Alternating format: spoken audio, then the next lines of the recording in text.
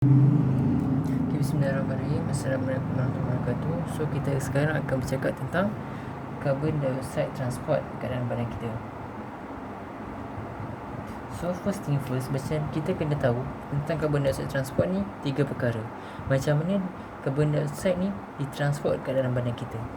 Yang pertama, carbon dioxide transport, which is 75% of carbon dioxide, dia akan transport melalui cara yang akan, di mana dia akan react dengan kita punya red blood cell dan akan menghasilkan carbonic acid dalam bentuk carbonic acid,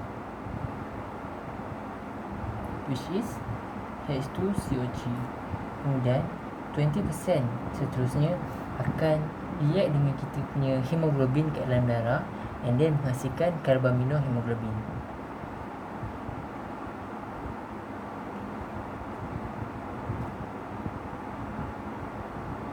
And then cara yang ketiga, dia akan terus diffuse daripada kita punya blood tissue ke dalam blood plasma, which is 5% of it.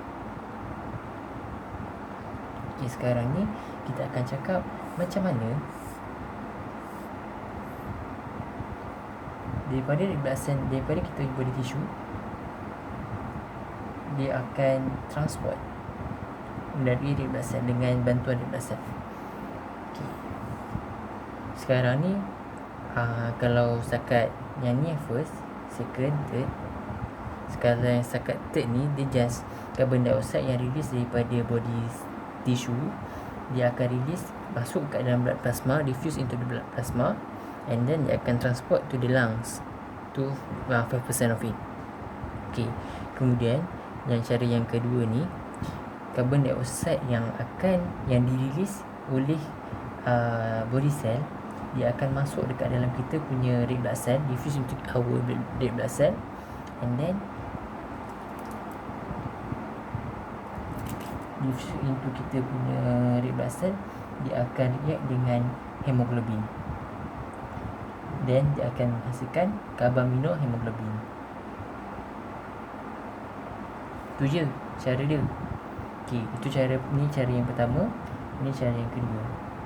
Cara yang ketiga ni yang kita akan bincangkan dengan lebih lanjut, yang ditekankan dalam topik transport of carbon dioxide daripada form 5 lagi.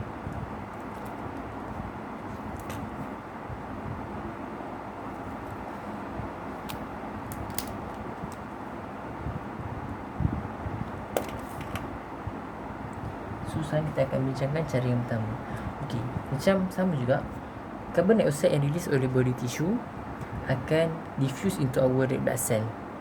So apabila dia diffuse, carbon dioxide ni akan react dengan water yang memang dah ada di dalam kita punya red blood cell. Okay, and then dengan bantuan catalyst, which is carbonic anhydrase, CAH, dia akan menghasilkan carbonic acid, which is H2CO3. Okay, after carbonic acid terhasil, carbonic acid tu akan dissociate kepada dua, iaitu bicarbonate ion, which is HCO3 negatif, dan juga kepada hydrogen ion. Okay,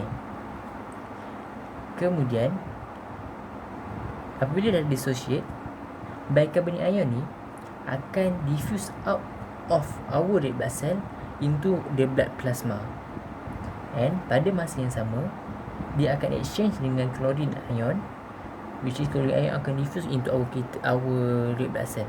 Fungsi dia sebab apa? Sebab dia nak pastikan kita punya red blood cell uncharged.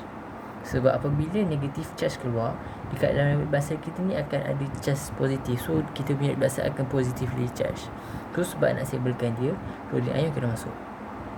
Okay, apabila after bicarbonate ion ni dah keluar ke dalam blood plasma, dia akan react dengan sodium, which is sodium, and then dia akan menghasilkan sodium bicarbonate, NaHCO3, sodium bicarbonate. And then dekat dalam ni, kat sini lah dia akan terus ditransfer ke lung. Ini satu cara yang akan terus ditransfer ke lung. Yang ini satu cara yang akan terus ditransfer ke lung. Yang ni satu cara macam ni dia akan terus ditransfer ke lung. Tapi nanti dah sampai ke lung untuk gas exchange, dia akan bertukar balik. Okay. Tapi cerita kita tak habis kat sini lagi. Oleh sebabnya ada hydrogen ion, dia akan menyebabkan alkaline medium tu berkurang. Dia tak jadi terlalu berakali medium dekat kita punya blood cell. So dia akan menyebabkan oxyhemoglobin yang ada dekat dalam red blood cell ni, dia akan dissociate kepada oksigen dan juga hemoglobin disebabkan adanya hidrogen. So oksigen yang dah dissociate ni, dia akan diffuse into our red blood cell. Macam tu lah our red blood cell dapat oksigen. Okey, yang ini dekat body tissue.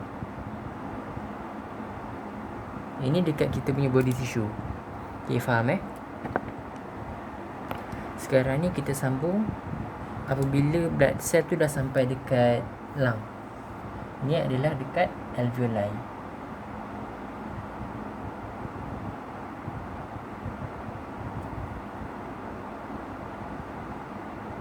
Okey. Apabila reach dekat lung, dia akan menyebabkan, yang kita tahu dekat lung ni oksigen akan masuk, karbon dioksida akan keluar. Okey, macam kita tahu, apabila dekat lung, first yang ketiga ni, yang di mana karbon dioksida ni akan transport melalui blood plasma itu sendiri. So karbon dioksida ni dia akan terus diffuse masuk ke dalam lung. Okey, ini body cell dia lah, yang dia akan dekat dalam sebelah sini adalah alveoli. Okey. Kemudian yang kedua tu di mana karbaminohemoglobin. Karbaminohemoglobin ni dia akan dissociate balik kepada karbon dioksida dan hemoglobin. Dan karbon dioksida tu dia akan diffuse ke dalam lung. Okay.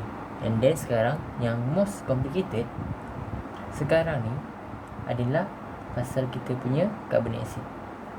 Macam kita tahu, apabila carbonic acid dah form, dia dah dissociate, kemudian dia diffuse out of the red blood cell dalam blood plasma, dia yang akan react dengan sodium kan.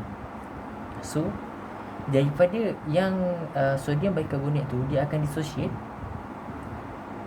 dissociate kepada sodium ion kepada bicarbonate ion, HCO3 minus. So HCO3 minus ni akan diffuse into our red blood cell, and pada masa yang sama dia akan exchange dengan fluorine ion. So dekat dalam kita punya red blood cell akan ada bicarbonate ion.